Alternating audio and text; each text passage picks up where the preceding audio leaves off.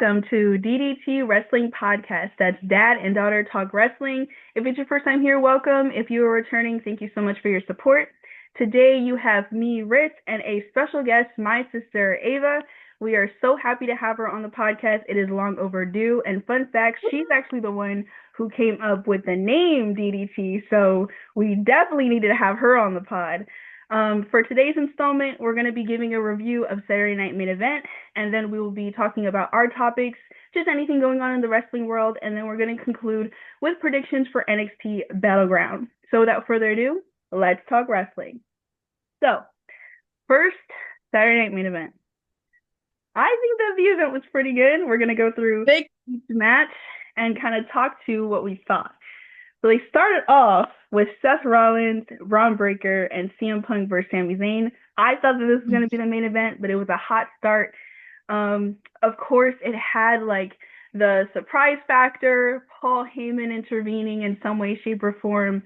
I mean, all four of them can go, so there's no question about whether it would have been good in ring. But I thought they really did great with the storytelling. And of course, the ending is how it was supposed to. We expected Seth Rollins and Braun Breaker to be victorious, but we had a returning Big Bronson Reed, which made for a very exciting ending of that match. But what are your thoughts? They kind did their big one, I think. Like Saturday Night Main Event cooked like really good. And like this is the opener too. Cause like we were saying, we thought this was gonna be like the main event because we had all of these ideas of what was gonna happen. Like we had a prediction of like, Sami Zayn was gonna be the third man, the hidden third man, and turn on CM Punk and everything. But I kind of like how this ended. Like it brought back Bronson Reed and it's like a new faction, not old stuff that was rehashed. So I don't know, I kind of really like this as an opener. Yeah, like it gives a fresh coat of paint. One of the things that we were talking about last night was how Bronson Reed literally wrote Seth Rollins off television for like a couple weeks because he gave him like 7 tsunamis. So I was like, okay, I guess they're buds now. I mean, hey, Yeah. I can't complain. That's wrestling logic. That's wrestling. Yeah, literally. I thought that was a great opener. That they then followed with the Women's United States Champions Zelina Vega versus Chelsea Green. I figured that Zelina Vega was gonna retain. I just didn't think that they're gonna have her lose it like so quickly. Especially not at like the first non-Raw or non-SmackDown event. So I'm glad Chelsea Green is just she's Chelsea Green. You know what I mean? Like she's incredible. Yeah. Can't mess up, with her. And I think Zelina Vega has been doing really great with this title. It was long overdue. So I'm glad that they're giving her, the flowers that she's been deserving for so long. And I thought the match was really exciting. Of course, the Secret Harvest got involved. Yeah. Green caught a blow, got a bloody nose from that 619 that Zelina Vega gave her. But I thought the match ended very well, and they didn't have a lot of time for any of these matches, so I thought that the pacing was also really good too. Yeah, like this was only like what, a 2-hour show, Yeah. and there was 5 matches. Mhm. So they had to, I mean, I think all the matches were really well paced and all of them were like sort of like physical a little bit. Yeah. I would say, and also, yeah, like Zelina Vega, correct me if I'm wrong, but this like was a time that she had to like really defend her title, like, and she hasn't really like in the past. I think she had like one defense or something. So Yeah. yeah. So it's good that they're, building her up to, actually be a champ and like have the title for a reason. I'm team Chelsea Green all the time. I think she's incredible and I want her like to have another title run at some point. I don't know when, but I want it so bad. Like I love her. She's so funny. Yeah, she's always must-see TV. Yes. Following that match was the undisputed champion John Cena versus R-Truth. Now, this was not for any title implications or anything like that. I wasn't sure what to expect with this match at all. John Cena came out first, which was also very confusing, but we then quickly learned that was because R-Truth came out as Ron Cena and did a very hilarious intro mimicking John Cena, babyface John Cena's intro. This match kind of went exactly how we expected, squashing. R-Truth did get to do half of the 5 moves of doom. Well, no, I think he actually completed the full 5 moves Yeah, he did and gave him the an AA. to which John Cena Mhm. kicked out because, you can't lose to your own move. But it was exactly what we expected, like R-Truth trying to be the guy to get John Cena to go back to the light side, but of course John Cena is still in his emo phase. And there was a moment, where John Cena got the title and he was going to use it, and then he was like, you know what, maybe I'm going to give this back to the ref. Psych, low blow, AA, pin 1, 2, 3. Just exactly what we expect. Exactly No, what bro. we expected. You heard what Truth said. You heard Ron Cena. If John Cena wins, we We riot. riot. I know. I'm rioting. Yeah. John Cena, no, he doesn't have my hustle, my loyalty, or my respect. He needs to go back to the good side. I don't know what it takes. Maybe R-Truth has to beat it back into him, maybe somebody else, but I don't know, man. I thought this match, like, originally, I thought it was gonna be, R-Truth might have, like, changed something in him. I thought we were gonna get, like, a bigger, like, mental turmoil from Cena. I thought he was Yeah. gonna, like, do more of a dramatic look back or whatever. But, they're still teasing it. They're Yeah. still, the seed is planted, there's little crumbs, but Hmm. we riot because Yeah, of we this. riot. And WWE loves to play the long game, so we'll see how this plays out. Following It's a that, year. I know, like, oh my gosh, he only has until December. So I'm like, you gotta hurry it up. But anyway, following that, Damian Priest versus Drew McIntyre in a steel cage match. We were expecting Damian Priest to win this because he needed this win. I actually didn't know that Drew McIntyre was fighting injured for quite some time, so this was their way of kind of writing him off of TV for a good bit of time. We don't know how long, but apparently it's related to upper like neck injury. Um, it was a good match. It was very hard hitting match, which is on par for both of them.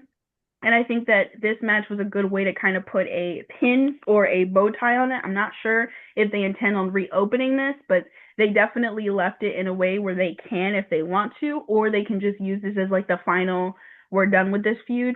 But yeah, very hard hitting match, which again was to be expected by these two. And then Damian Priest defeated Drew McIntyre with a concerto, to which Damian Priest then walked out of the steel cage, and then that's how he won. Some people thought that he should have won by climbing over or pinning him or doing something more noble, but hey, he doesn't like Drew McIntyre. He did the thing that was the most disrespectful, which was walking out. But I thought the match was really good. Yeah, I thought this match was really good. Drew McIntyre was giving me some like Gunther chops. Those chops were hard. We were hearing them through the screen of the TV. They were Yeah. echoing in that arena. And I don't know, it was just like I know, like you said, WWE loves to play the long game and like they love to drag out feuds a lot of the time. And this has been for so long. I originally thought the beef was going to be squashed at WrestleMania, but then, a lot of other things happen. I do think this is a good little bow, especially if Drew does have an injury. I think this was a good way for that to like, be kind of an implication Mm-hmm. of him having a break because Damian left the ring. So it's like, oh, he didn't pin him. So is it like, the chapter is done, but the book is still open, that kind of thing where I'm hoping this, can move Damian Priest up because he definitely, I think, needs to be over Yeah. a little more. Drew is definitely way over, but I think Priest, Mm-hmm. after being in the bloodline, after being in Judgment Day. oh my God, yes, the Judgment Day. Mm-hmm. I think it was he was kind of stagnant for a while, so I think this definitely could up him to being over, Yeah. hopefully. For sure. And then it also opens the door for him to potentially be in like one of the qualifying matches for Money in the Bank. Which is great. I mean, he was senior Money in the Bank, and I mean that ultimately resulted into a success. So I really do think that they're probably gonna look back at that. So yeah, I'm like, we'll see what's next for him. And then the final match for this SNME was the World Heavyweight Championship, or the World Heavyweight Champion Jey Uso versus Logan Paul. So I was seeing back and forth things about what people thought was gonna happen here. They really do have the rocket on Jey Uso's back because they want to prove that he can be a fighting champion. Logan Paul is fantastic in the ring, so it was really exciting to see them both go. I thought they had good ring chemistry. I thought the match was very exciting. But of course, we had some shenanigans play out for the main event. Very glad that Jey Uso got to actually, live up to his name, main event Jey Uso, and main event one of these, non-Raw, non-SmackDown shows. But John Cena kind of gave Jey Uso a little bit of a warning in the back, a little bit of a creepy, like, watch your back. And then John Cena comes and interferes in the match, to which a returning Cody Rhodes comes back. Very surprising. Congrats to Tampa for having a very exciting moment on TV. I will give you a lot of credit for this because you predicted this exactly to how it happened. Once we kind of ruled out that John Cena, R-Truth were going to have shenanigans, you exactly knew, hey, this is where John Cena can definitely do some stuff to try and ruin wrestling. And then, Cody Rhodes coming to do the Cody Rhodes thing, to which they set up a tag match at Money in the Bank, which I'll talk to forthcoming because that's one of my topics. But overall, as far as the match goes, I thought it was really great. And I thought that the element of surprise was also really good too. Yeah, I think this match definitely deserved the main event slot. It was really good. I just don't think you can have a bad match with Logan Paul. He's only been in the company for so long, but he's definitely proved himself athletically. Like, he can just work. And even, like, Jay, he's so over. And so you're always going to get the Yeet chant or the Uso chant. And that's just, it makes the match exciting. And literally, I predicted this word for word, bar for bar. Like, well, because I originally was thinking, is Cody Rhodes going to come out during Cena and R-Truth? Because, I thought it was going to be maybe a weird shenanigans or something with John Cena. And then Cody's going to come out and defend R-Truth. Then he didn't, which, I was like, okay, then when is Cody going to return? Just, it would make sense for it to happen tonight. And then, obviously, like you said, John Cena had his little watch your back moment to Jey Uso.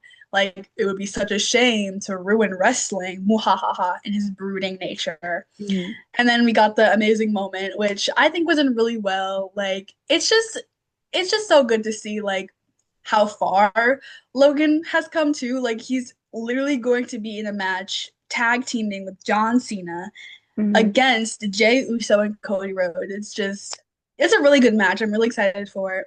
Really excited for it. It's gonna be at Money in the Bank. Is that what they said? In Los Angeles. So that means none of them. I mean, it's less likely any of them are going to be in the Money in the Bank because of it. But both the two people have titles in that match, John Cena and Jay. So, whatever happens that night could happen to any one of them. But I just think it's going to be really good. Yeah, 100%. Yeah. So overall, we thought they did a great job for Saturday Night Main Event. They did great with all matches and great for, future implications. Now we will move on to our topics, and I'll actually let you start with your topic. Well, okay, so the main thing, we already kind of went through all the lists and stuff, was like the Money in the Bank qualifying matches and my prediction for Money in the Bank. So I am pulling for LA Knight to win the Money in the Bank. That is my prediction. That is what I want to talk about. Let me talk to you. Because he's been kind of in this, like, purgatory, stagnant, like, bloodline loop for some time now. And I think this Money in the Bank win could be, like, what skyrockets him back up to where he was before. And there are some arguments, like, I know I'm jumping around a little here, but there are some arguments for Solo to win, and, I'll ask your opinion about that. But I think you put your money on LA Knight because I think Law Knight is, like, he can be that Mr. Money in the Bank. That's what I'm hoping for. That's what I want. That's what I want to talk about. That's what you want to talk about. Yeah, I mean, I totally agree with you. The time that LA Knight was at his peak was a very unfortunate time because Roman Reigns was the ultimate champion of the universe, and there was nobody that was going to beat him. And I really think it put a damper on him when Saudi was requesting that he go against Roman Reigns because we knew that he was not going to win. Now, of course, that left you like, unfinished business with a bloodline that everybody and their brother in the kitchen sink has. But yeah, LA Knight would be a great person to hold that briefcase because yes, he's a face, but he's not like a noble gentleman kind of face. Like he will do the teases and he would get great crowd pops for a cash in or even a teaser cash in. It'll just be very exciting for him to have it. Now, as far as other contenders, so Solo has qualified, and it would be very exciting for Solo to have that, considering Jey Uso is the one who's currently in possession of the World Heavyweight Championship. That would create a very cinematic experience if Solo were to cash in on his brother. But the one that I am kind of secretly pulling for, I don't know if he's going to be victorious considering how many heavy hitters we're inevitably going to have in this match, but I am pulling for Carmelo Hayes. I really do want Carmelo Hayes to get the accolades he deserves. Perhaps it's a situation where it's just an unfortunate time for him right now. But right now he's like linked up with The Miz, and The Miz is definitely going to be the one to kind of get him over, even if it results into Carmelo Hayes kind of kicking The Miz to the curb. But Carmelo Hayes is a workhorse, man, and I'm like, it's time for him to get some gold. We could see, for lack of a better term, the aura from him from NXT days. But I do think that LA Knight is the one that is in the best, like, he has the best evidence for him to win. Like, I really think that LA Knight is probably going to be victorious regardless of whoever qualifies, because there's still like 3 more spots. I know she's happy. There's still like 3 more spots left, I think. But yeah, I'm like, even hearing his name, his song LA Knight, knowing that he has the briefcase would just make for such an exciting moment. So yeah, I'm like, I think he's gonna be the one. It's his time now. His time is now. It wasn't then, but it's now. Please. Were there any other topics that you had? Okay, so this is one that actually, like, I was scrolling on TikTok and I saw a video of this and I wanted to bring to your attention. It's something that we were talking about kind of a little bit yesterday, very left field, but let me paint the picture for you, okay? Naomi, all hope is lost. She lost both her best friends. She betrayed one of her friendships. She has no one. Imagine she getting beat down by Bianca and Jade. Who's gonna come here and save her? Sasha Banks will come back to WWE. I'm putting my money on it. Some point in 2025, we're gonna see it. Sasha and Naomi will be working together again. I hate to rain on your parade here. Sasha Banks currently has, 5, 6 titles in a bunch of other places. I don't know how long her contract is with AEW at this point, so that's also to put into consideration. But what I will say is she has a great pipeline to return, which is exactly what you said. That if they don't know where to put her in, that's where you put her in. Naomi is the perfect person for Sasha Banks to kind of use as a glue or a mender to bring her back into WWE. Now, yeah, I think for 2025 at least, she's locked into AEW. I can't say because we only have a couple, like 6 months left in 2025, so she'd have to lose all the titles that she currently has that are related to AEW, but that would make for a very exciting time, especially considering they said that Bianca Belair is set to return within, I think, next week. So her hiatus was not long at all. I thought it was going to be a lot longer.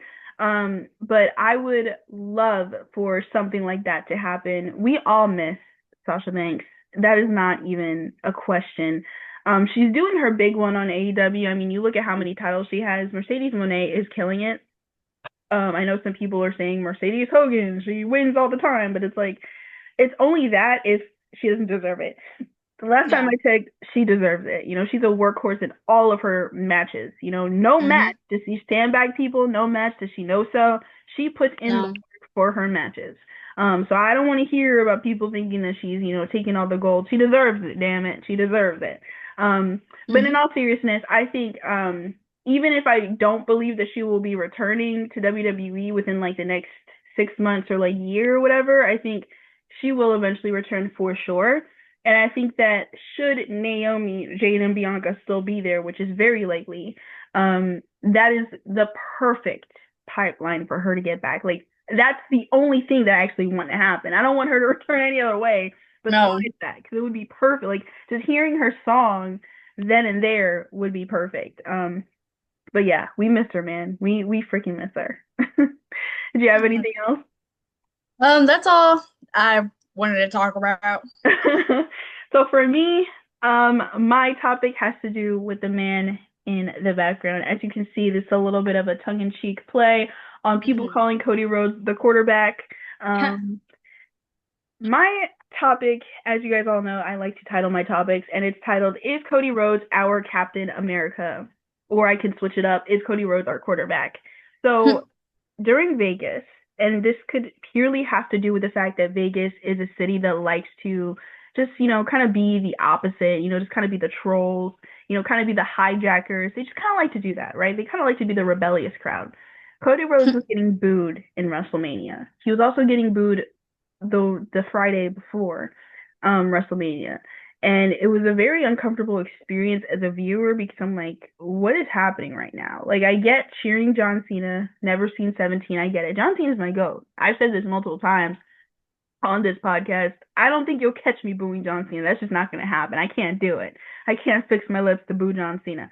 But we know, the principles of wrestling, and seeing people hijacking or rebelling against, what was supposed to happen by booing Cody Rhodes just didn't make any sense to me. I know it's like funny and stuff, and I'll just go with it. Yeah, people have free will, but sometimes I'm like, I want WWE to do the right things, but I also want fans to do the right things too in order for it to mesh well. Now he got a great pop in accordance with you and Dad at Greensboro when they just put up his picture. And then in Tampa, when he officially returned at Saturday Night Main Event, he got an amazing crowd pop. So it is looking positive that people are going to be cheering him in this situation because, honestly, people, there really is no face like Cody Rhodes that we have right now.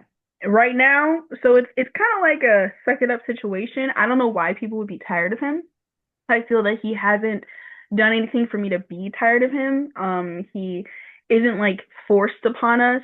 And anything that you may think feels forced, Cody Rhodes definitely compensates it with his promos and with just being a workhorse in the ring. So everything just aligns for me, And I'm like, John Cena is about to go bye-bye. Okay, John Cena has less than 6 months left. And, whether John Cena ends as a face or a heel, it doesn't change the fact that we don't have that, PG, babyface superhero, Captain America quarterback guy. And Cody Rhodes is that guy.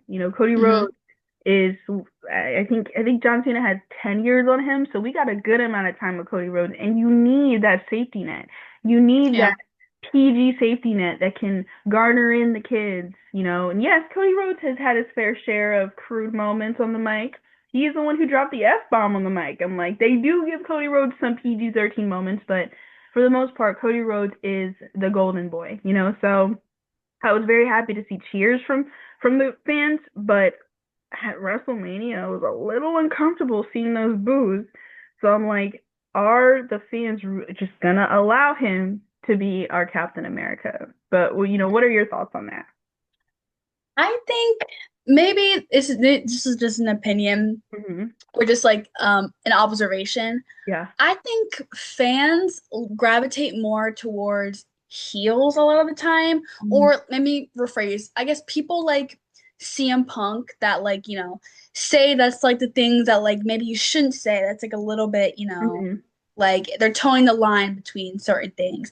And so I think when you have someone that's like pure like Captain America, almost like always wanted to do good in a way, people are always like, I think they get tired of it easier. That's why I think faces like go on breaks more and have better pops. Yeah. I think a lot of time for that reason. That's true. So I think that's just what like I think that's the phenomenon of what happens with fans. I mean, that's even like sometimes it happens with me. Like I think I gravitate more towards, I guess like I said, the CM Punk person who, toes the line a little bit more. So I'm not a total face like, Kevin Owens. Yeah. Or it's like even if they're good Mm, in a situation, like the face in a situation, it's still mhm. like they're a heel Yeah. almost. I mean, LA Knight.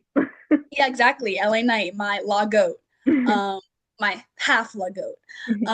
But yeah, I think it's someone like that, um, like the pure person, like we're talking Yeah. about, the Captain America. We keep saying the analogy that I think works better when they have a break and then they come back to be that kind of superhero. You know, in Infinity War, Yeah. when Captain America came back, the crowds in the movie theater went crazy. Hmm. So I think it's kind of like that, like we were saying. He definitely does remind me of a Captain America figure.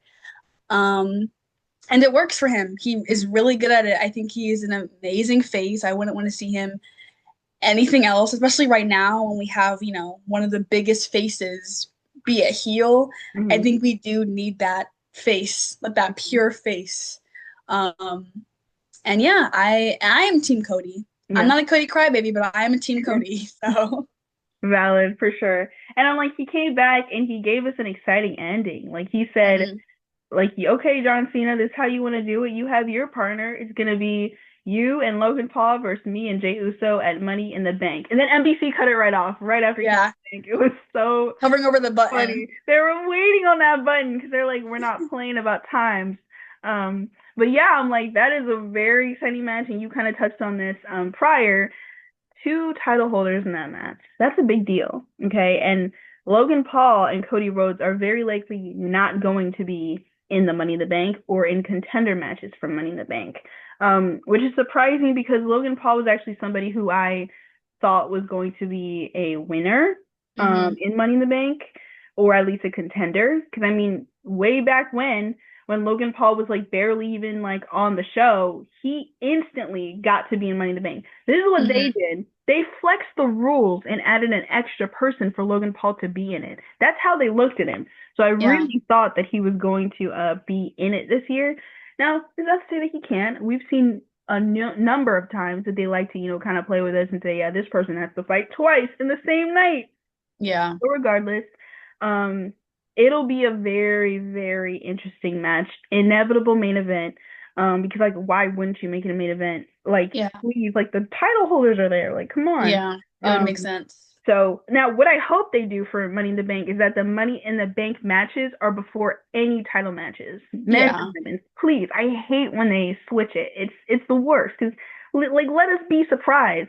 But regardless, like Cody Rhodes came back and gave us an exciting moment to sit with for the next 2 weeks. And of course that match is gonna cook. Of course it is. Rough bumps aside, that match is gonna be so exciting. Now Yeah. I don't know who they will have for like interferences. Um, Hmm. but I think that match is gonna be super, super duper exciting. Um, that's all we have for topics.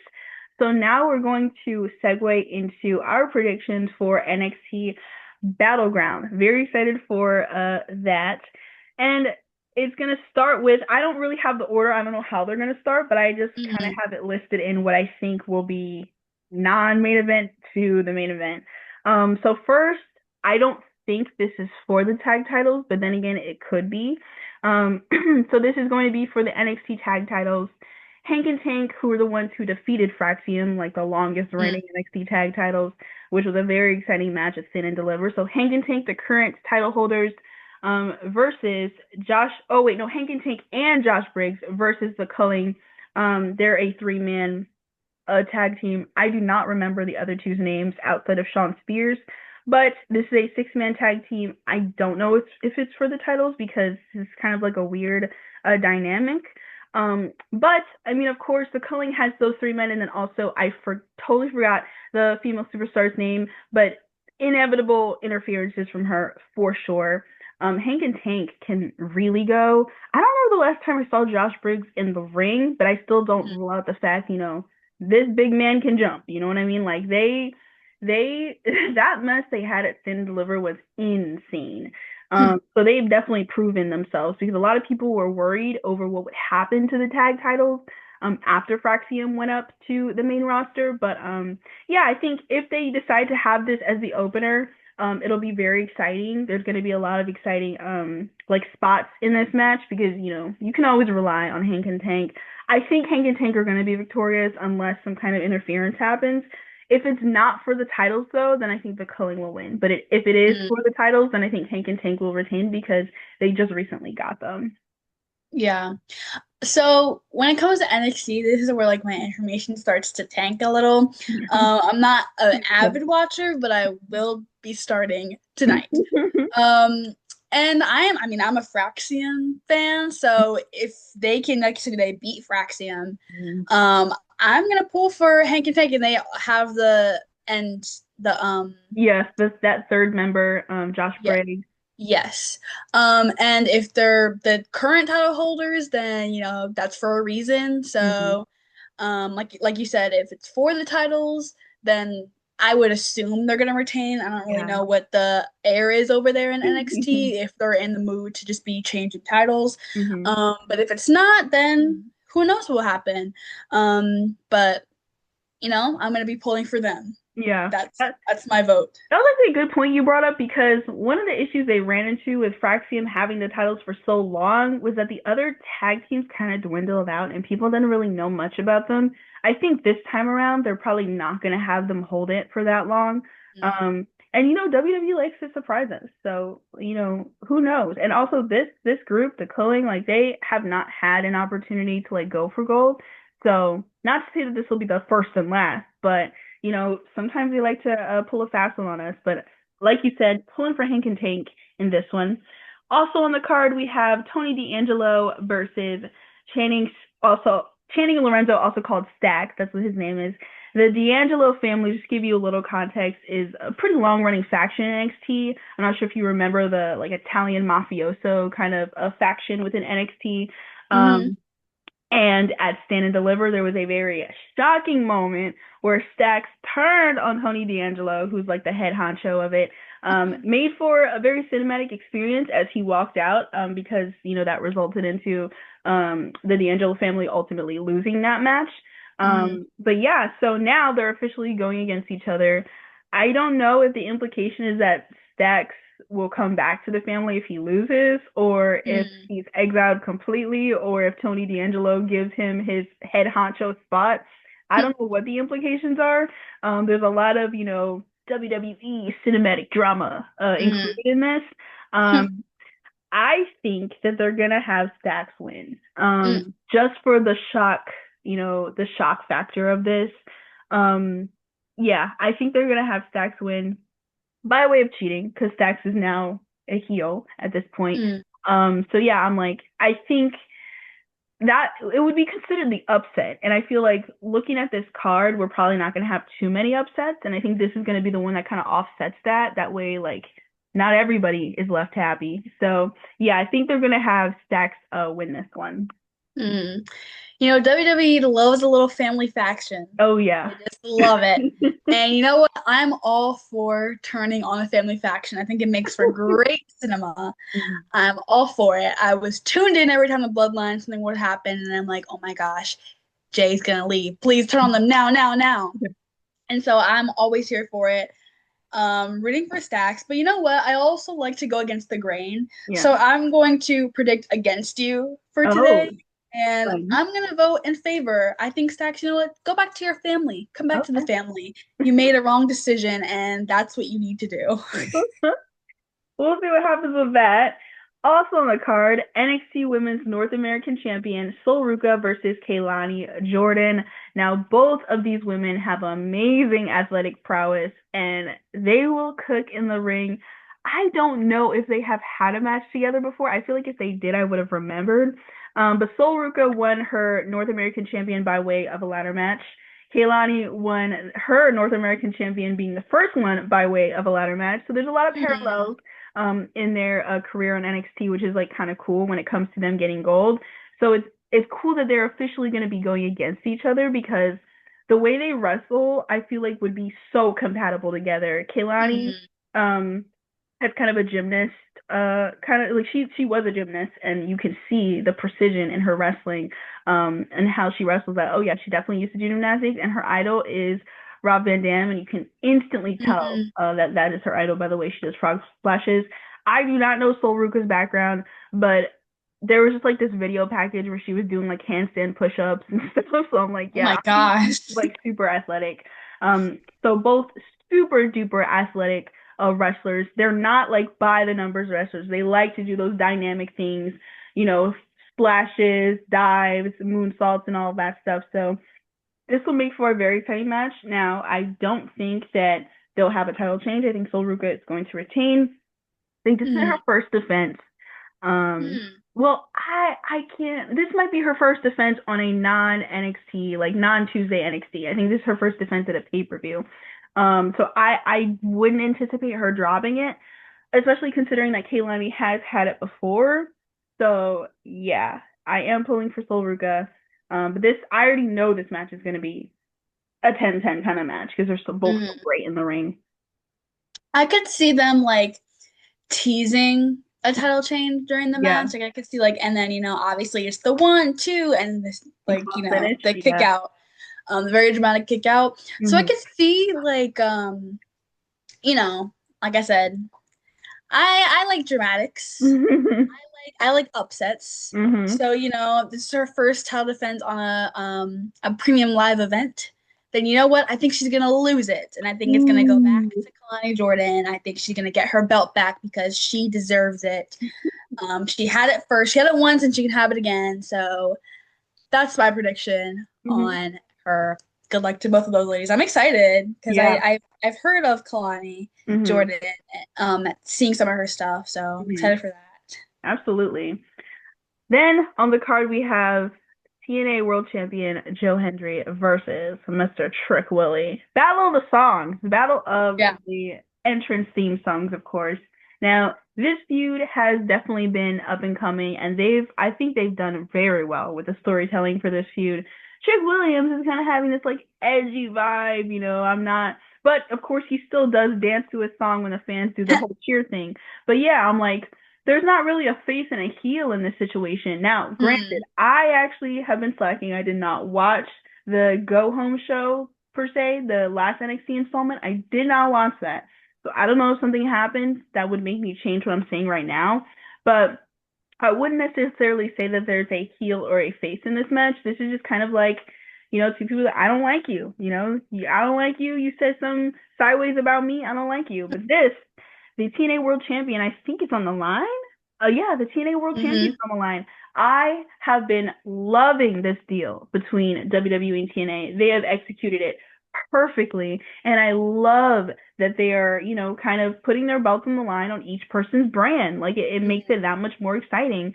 I am not expecting a title change here at all. I would be shocked. Like you could have a title change happen for every other one here.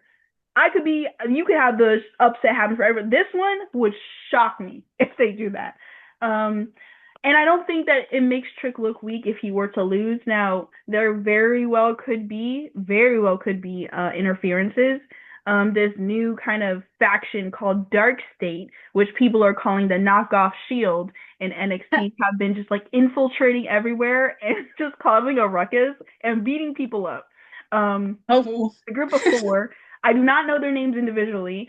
They did actually have a match at Stand and Deliver against the Mafia family where Stacks turned on him. So they have done a lot of quote unquote damage in NXT. So there's a lot of potential for them to get involved.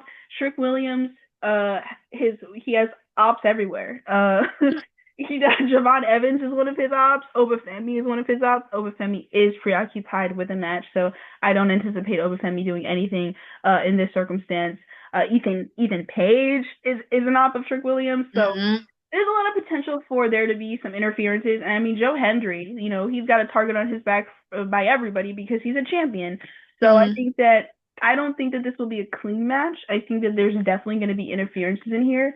But this match, it will be a very exciting match. I'm very excited to see how they mesh together in what I believe is their first singles match together. They've had to do like tag matches and stuff like that, but yeah, like this will be their first one-on-one with each other for the goddamn title. That's serious. Yeah. Very excited. You know who I believe in, Carissa? Who do you believe in, Ava? I believe in Trick Williams. What? Give me Trick Williams. What a defer! I literally got punked. I was about to do the clap too. She said, Rick Williams. What Give the me heck? Trick Williams.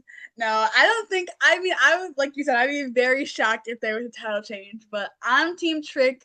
Okay. You know, you've never seen me and Booker T in the same room. I'm the one who's You're. doing the Oh ad yeah, libs that's all you. the time. I was wondering where you was all those Tuesdays. Like, where has she been?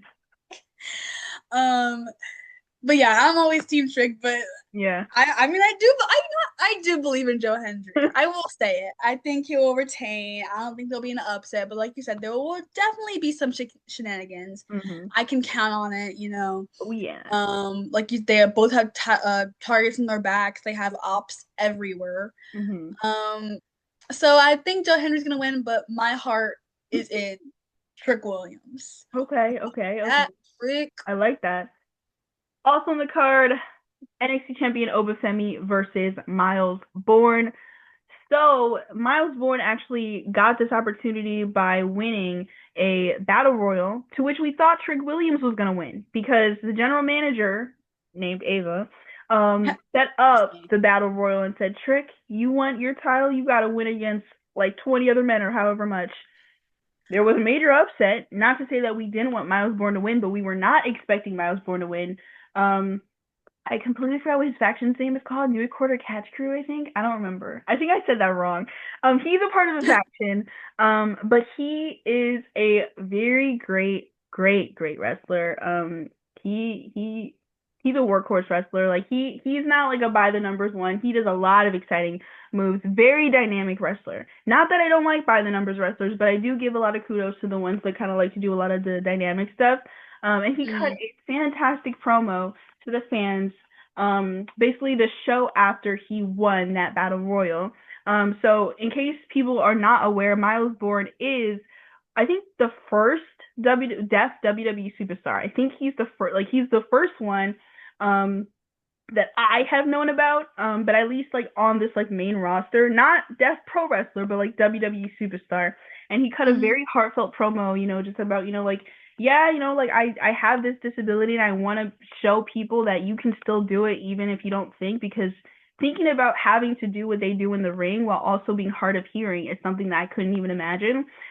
So it was very awesome, and I was kind of waiting on them allowing him to do that because he's cut numerous promos before, but never actually had to like an opportunity to like have a heart to heart or like a movie package kind of like giving his story. So they finally gave him this moment. This is not going to be like a squashing. Like, yes, Obafemi is a monument that would usually squash like his competition, but they're really gonna allow Miles Bourne, I think, to like shine in this. I don't think Obafemi is going to lose. There's not very many people that can beat Obafemi at this point. Obafemi might end up pulling an Asuka and having to lay that title in the ring and being like, I'm on to bigger things, because there's not really like a competitor that I would say can take the title from Obafemi. There's a lot of people that can like go, but as far as beating Obafemi, I don't know. But yeah, I think they will really give Miles Bourne an opportunity to shine here because he's done so well, but he has not had the opportunity to like have a solo match. He's only done like tag matches, to which he's done great in. So this will be a very exciting time for him to really just show like, hey, yeah, like I can go solo. And yeah, I think he will mesh well with Obafemi as well. But I think Obafemi is gonna end up being the victor. Like I said before, I'm all for an upset. So, it don't matter who has the championship or not. It don't matter who wins all the time. I'm pulling for Miles Bourne in this here match. Do I think he's gonna win? I don't know, but I want him to. So yeah, I think, like you said, very heartfelt story about it, and I'm all for it. And so, I want him to win, and I think like you said, when it comes to Obafemi, he might have to just pull an Asuka. He might just have to be like, yeah, what else can I do? Yeah. But I think, like you said, it's great to put Miles Bourne out there, and I'm really excited for this match. Hmm. Um, Pulling for him, but who knows if he'll win? Yeah. That's what I'll say. And then hopefully I have not forgotten anything on this card, but the final match I have here is the NXT Women's Champion Stephanie Vaquer versus Jordynne Grace. Jordynne Grace finally has her opportunity to win this title that she's been longing for ever since she moved on from TNA down to NXT, or I guess up to. Well, now it's like kind of even because TNA and WWE are kind Yeah. of like this at this point. So yeah, Jordynne Grace has been. Oh my God, she's been teased to come to NXT WWE for a while now. Even when she was on, she was like the TNA Women's Champion, and her every single time that she's been like featured, it was just so sick. Like she's such a powerhouse. And her wrestling style kind of reminds me of the Ultimate Warrior. We were not old enough to know who he is, but if you look back at like the WWE archives, you'll learn who Mm-hmm. Ultimate Warrior is. But yeah, her wrestling style kind of looks like, but she's a powerhouse. Like she's Mm-hmm. really super strong. And every single time, just hearing her song, whether it be in the Royal Rumble or just in some battle royal or a contending match, you'd be like, "Oh my God, it's Jordynne Grace!" And then she officially made, the transition over to NXT, and she's just been killing it, and finally now she has her time to have a solo match for the title. Now Stephanie Vaquer is, I can't even put into words how awesome of a superstar she is. Um, However, I feel that they're ready to have her go to the main roster. I mean, Mm-hmm. she's already featured on there multiple times. And I think they're like, you know what? I think it's time. Now, we are in a very interesting time for women's pro wrestling because there are so much talent, and it's almost as if you're left in a position where you don't know where to put everyone. So NXT won't be left high and dry if Stephanie moves up because there's so much talent still left on there. And I think they've already kind of integrated Stephanie by having her have that match with Io and having Julia and Mm-hmm. Roxanne Perez and Rhea Ripley be involved in those kinds of feuds too. So I'm like, Stephanie has a place already. Are they ready for her to ready for her to drop the title? I don't know. Because they've Mm-hmm. built her up so strong. I mean, when Julia had to take a little bit of a hiatus, she was a double champ. She had a women's North American champion and the women's NXT champion. So they see, the stardom in her. They see how much aura she has and how awesome of a superstar she is. And her wrestling style is just unmatched. It's like I just can't get enough of it. Like all these moves that she does that you just haven't seen before, you're just like, hell yeah, man! Like that's sick. So she's definitely a monument in women's pro wrestling right now in this modern era. So I don't know if NXT is ready to let that go, but the caveat is that Jordynne Grace is more than ready to be a champion. Mm-hmm. She absolutely is ready to be a champion. Um, so yeah, I don't know. I really cannot predict this one because other ones I'm like, yep, Stephanie, she will retain. She will retain. But seeing how they've kind of like trickled her into the main roster stuff, I'm like, wait, maybe they're ready for her to just go. Mm-hmm. I mean, shoot, they've been teasing a lot of the NXT talent on the main roster for quite a while. Even when Roxanne Perez was still in the NXT roster, they put her in a qualifying match for the Elimination Chamber, and she Mm-hmm. won that, and she was still in NXT, and she was in the Elimination Chamber. Not to like glaze Roxanne Perez or anything, but like the point I'm trying to make here is that they really are seeing the talent that they have within this women's roster. And yeah, it's like you kind of run into the issue of having a lot of congestion, but then it's like, hey man, the time is now.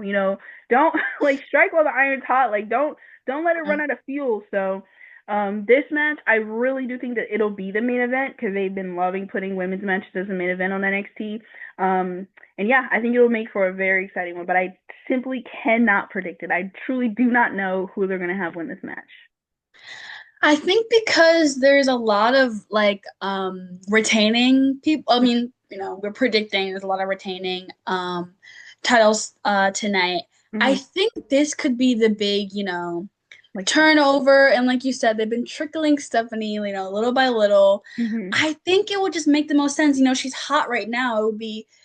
It would do more of a disservice to, slow her down hmm when at the height of, her career in NXT, she can go right to the main roster. And I think it would be more helpful for her. And I think on the flip side, it'll also be helpful because, Jordan has been working so hard to get here. It would be good to finally let her win and get it so she can have her title reign, hmm her championship run. And I think that will be, because then she can defend it and then also prove why she's, as good as she is. And I think that it will help both of them in the same light. hmm I think especially now because there's a lot of qualifying matches for Money in the Bank. I hmm mean, there's already like 4 spots for the women's match, I I think. think three, 3. 3 or 4. Um, so I mean, who knows if hmm that's even in the cards, but because, there's things happening in WWE and they want new people. What is it? Is Roxanne and Julia both? Did they both qualify, or are they both in qualifying Oh, matches? right. Yeah, Roxanne and Julia have both qualified. So right now, So I think it's like Roxanne, Julia, and Alexa Bliss. I think. yeah. So Oh, and and Rhea Rhea. Ripley. Yeah, so you're right. 4. So I think, obviously they're having a lot of new talent over on the main roster. Why slow it down now? You already have Roxanne and Julia in the Money in the Bank qualifying matches, so why not just bring one more girl up here who, like I said, is at the height of her career, who has done so much already. What more can she do almost? Um, and then also, like I said, a girl who wants the belt that she will Mhm. be fighting against tonight. Mhm.